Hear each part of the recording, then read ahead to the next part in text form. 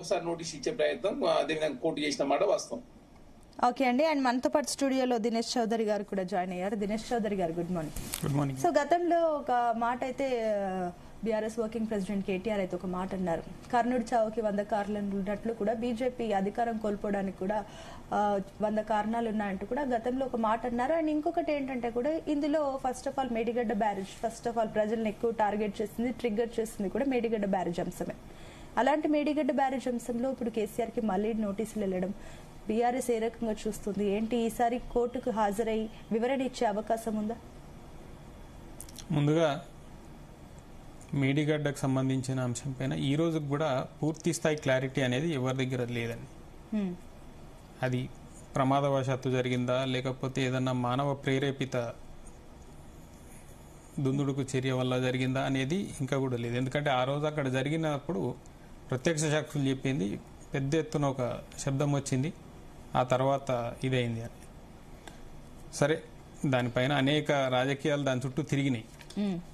కాంగ్రెస్ కావచ్చు లేకపోతే ఇతర ప్రతిపక్షాలు కావచ్చు, అనేక అంశాలన్నీ దీనికి ముడిపెడుతూ వాటిని రాజకీయం చేయడం మనం అందరం చూస్తున్నాం.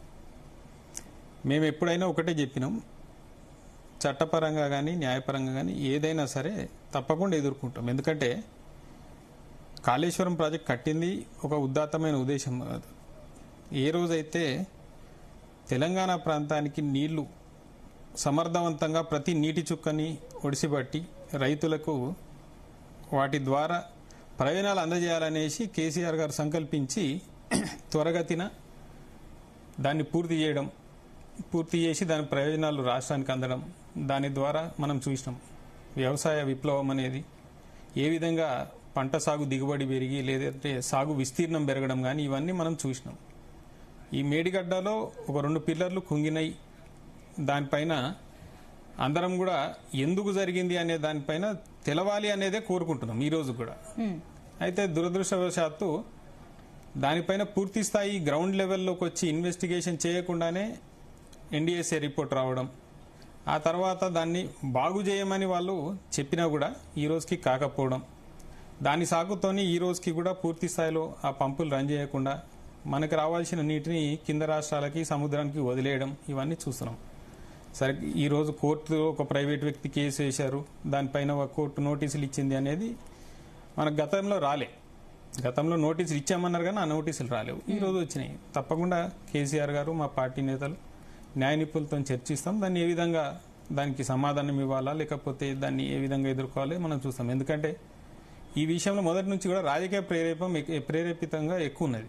మనం మొట్టమొదటిసారి ఈ కాంగ్రెస్ ప్రభుత్వం దానిపైన ఏర్పాటు చేసిన ఒక మాజీ న్యాయమూర్తి ఎవరైతే ఉండేనో ఆయన రాజకీయ పూరిత వ్యాఖ్యలు చేయడంతో ఆయనని కోర్టు ఆదేశాల ద్వారానే ఆయన తప్పించడం జరిగింది. తర్వాత ఇటీవల కాలంలో పీసీ ఘోష్ కమిషన్ అనేసి ఇంకో నివేదిక ఇచ్చినప్పటికీ ఆ నివేదిక చెల్లదు, దానిలో ఎటువంటి న్యాయ సూత్రాలు పాటించకుండా ఇచ్చింది కాబట్టి దాని పరంగా ఎటువంటి చర్యలు తీసుకోవడానికి వీల్లేదని కూడా మళ్ళీ కోర్టే ఇచ్చింది డైరెక్షన్ కూడా.